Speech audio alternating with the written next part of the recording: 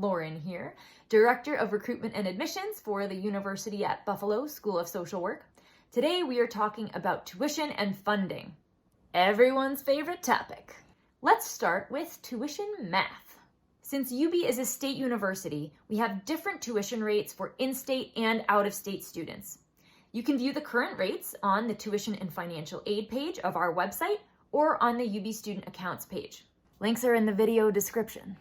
Full-time students are billed per semester, whereas part-time students are billed per credit hour. That's why the rates look so different. It depends on what program track you're enrolling in. There is also a reduced rate for out-of-state students enrolling in our online program. New York State residents pay the same tuition rates no matter whether they are online or on campus, but online students do get waived from some of the fees. So in order to calculate an overall estimate for the entire program, take the appropriate per semester or per credit rate from the website and multiply by the number of credits or semesters for your program.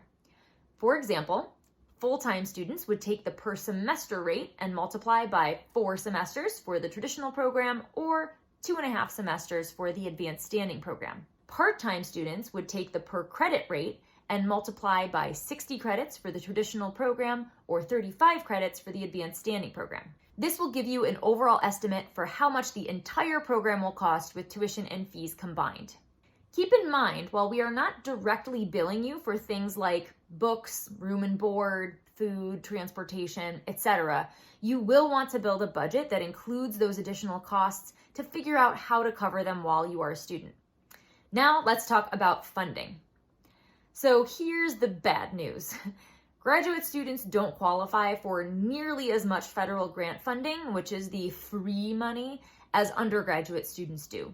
That means that graduate students may need to take out more loans or be more creative in how they fund their degree. You can see a list of the most common sources of funding on our Tuition and Financial Aid page, but I'll quickly highlight a few of them.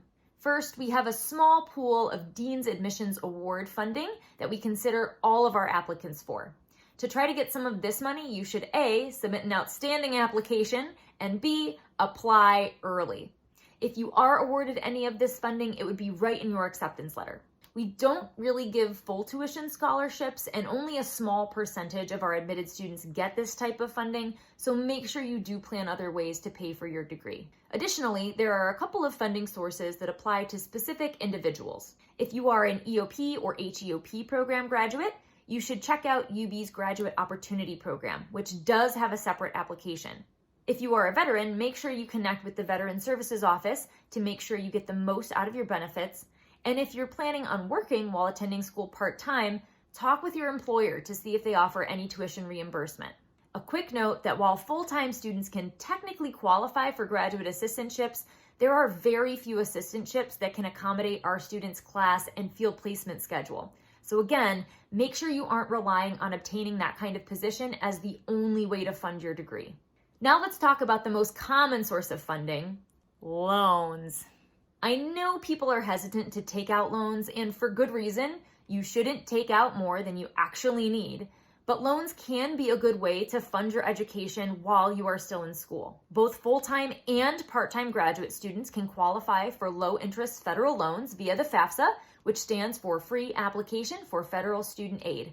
It's the same FAFSA that undergraduate students complete, and you can take all, some, or none of the loans that you're offered, so it doesn't hurt to fill it out even if you think you won't need it. Finally, there are tons of external scholarships out there, so see what you can find on Google.